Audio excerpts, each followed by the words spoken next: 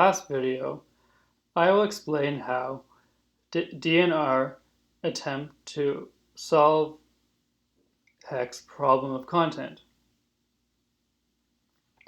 So, in analogy with the case of a single individual attending to an object over time, DNR claimed that two people attending together to the same object can play the same role in allowing the immediate extension of knowledge.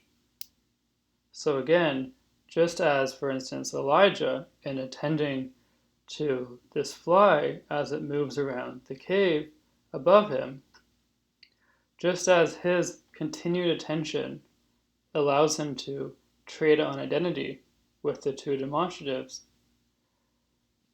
similarly, when two people are attending together or jointly attending to an object, the fact that they are engaged in that joint attention can explain how it is that they can trade on identity, or how it is that there can be the immediate extension of knowledge. And therefore, when two people are attending together to an object, there is an explanation for how there is sameness of sense. So, this insight regarding joint attention shows that Heck's reflection on his bottle case is incorrect. It may be that someone looking at the bottle from one side of the table and that same person at a later time looking at it from the other side, it may be that that person may rationally doubt whether it's the same bottle. However, when two people are attending together to the bottle, standing on either side of the table, their experiences are importantly different than the individual's experiences, who is at one point standing on the one side and then the later time standing on the other. Okay, so let me repeat this point here. So while it's true that one person who is at one time standing on one side of the table looking at the bottle, and then at a later time that same person is standing on the other side looking at the bottle, that person has two experiences, and one experience is looking at the bottle from one side of the table, and the other experience is looking at it from the other side. And the nature of those experiences is such that the person may rationally doubt whether it's the same bottle. So the person's uses of those demonstratives are not coordinated for the immediate extension of knowledge. However, when two people are attending together to the bottle, these two people might be standing in the same spots as we imagine that individual standing. However, the experiences of these people are very different than the experiences of one person standing first on one side than on the other side, because these two people are jointly attending, or they're engaged in an activity together of experiencing the bottle between them. And for that reason, even though there's a superficial sense in which it might seem that these two people's experiences are the same as if one person were just to stand on one side of the table and then at a later time stand on the other side, there's a superficial sense in which these are the same experiences, because they're involve someone standing in the same place. However, what DNR suggests is that when two people are attending together, the fact that they are standing in different places doesn't mean that they cannot immediately extend their knowledge, because when you're attending together, it's very different than when you're simply attending to something by yourself. Okay?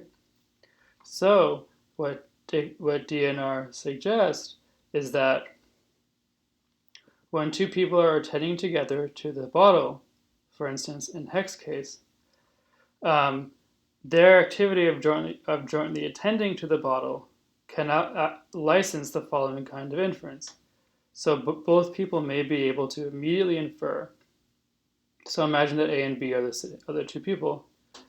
So A and B are both able to immediately infer that that bottle, as seen by A, and that bottle, as seen by B, let me repeat. Both A and B are able to make the following inference. That bottle, as seen by A, is half full. That bottle, as seen by B, has red wine in it. And both A and B are able to immediately infer that something is both half full and has red wine in it. So because A and B are attending together to the bottle, despite the fact that they're standing on different sides of the table, or despite the fact that whether in another case, in any case where there's an object that two people are looking at, these two people are going to have slightly different perspectives on the object because two people cannot stand in the same place at the same time. But regardless of the fact that when two people are talking about something that they see, regardless of the fact that these two people will necessarily have different perspectives, it still can be that in virtue of these two people attending together, it can still be the case that these two people can immediately extend their knowledge, or that is, the two people can use demonstratives which share a sense, despite, again, the low-level differences in perspective.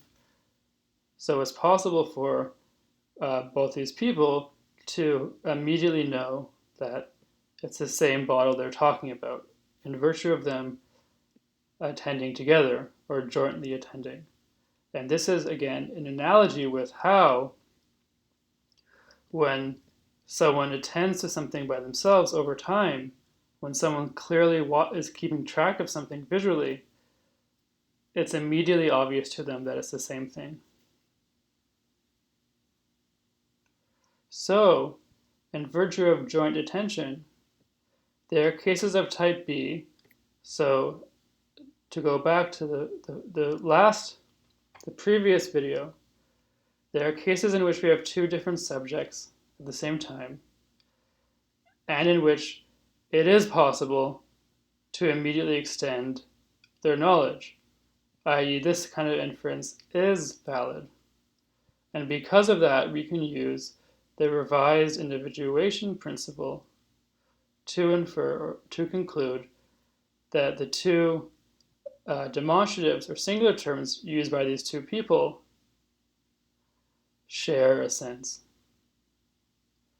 And specifically in Heck's case, where we have the two people looking at a bottle on the table between them, because intuitively in this case, the people can immediately extend their knowledge. These two people's uses of demonstratives share a sense. So actually Heck's claim that the two people, when they're communicating over the bottle, do not attach the same sense to the demonstrative is incorrect. And Heck's reasoning DNR claim is incorrect because Heck does not deploy the correct individuation principle. Rather, Heck deploys the usual standard individuation principle. But this individuation principle doesn't actually tell us about how to understand sameness or difference of sense when you have two subjects. So DNR provide a revised view of the connection between sense and cognitive value, which shows how in certain cases of communication,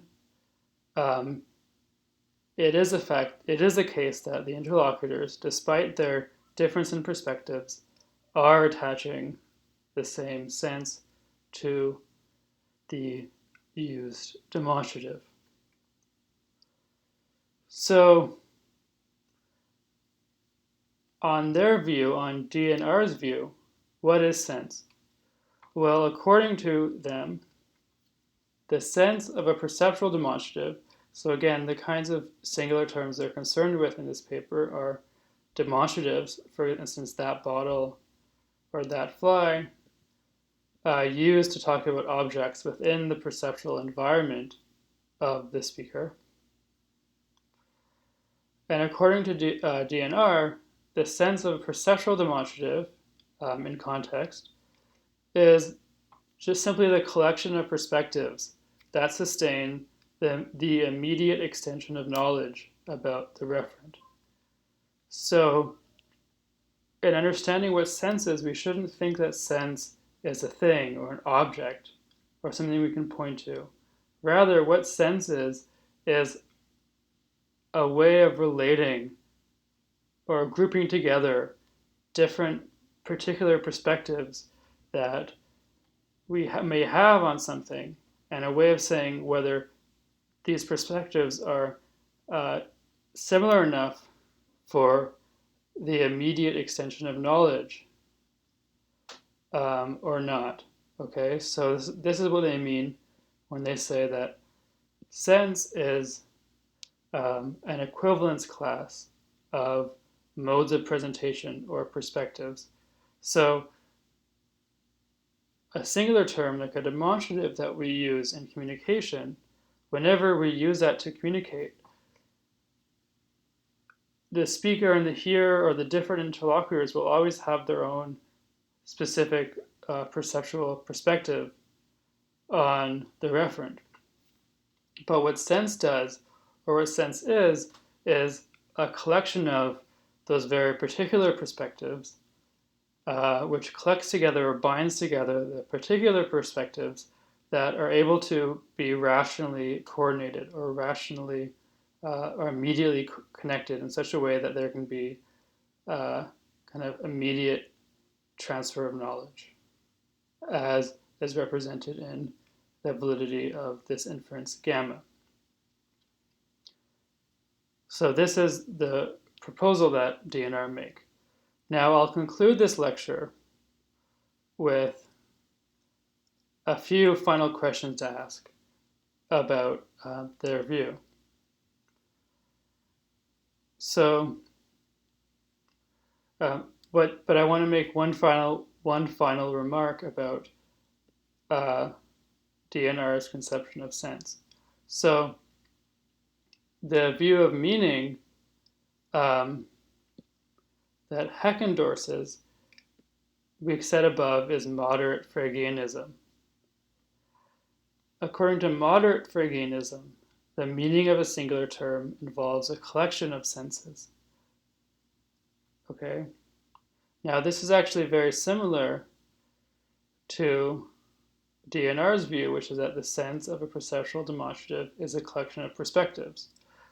So it's very similar, but it's different because, according to DNR, these two, any perspective that's contained in this collection has to be directly coordinated with any of the others. So there has to be the possibility of the immediate extension of knowledge. Whereas for Heck, there can be different senses as a part of the meaning of a singular term, such that there isn't this direct coordination between them. So despite that, both Heck's moderate Fregeanism and what DNR call the equivalence class view both treat sense as a collection of things. The important difference is that the way that they apply the Fregean individuation principle, and Heck thinks that there can be two different senses as a part of a meaning in which the individuation principle says that they're different, whereas DNR think that any two perspectives that are part of a sense of a demonstrative have to be the same according to the individuation principle. So that is a difference. So the first final question is, how close is this view of sense, DNR's, or their equivalence class Fregeanism, how close is it really to Frege's original view, i.e. what we called simple Fregeanism above? Another question to ask is, how analogous is the case of a single individual attending to an object over time to the case of two individuals attending together to an object.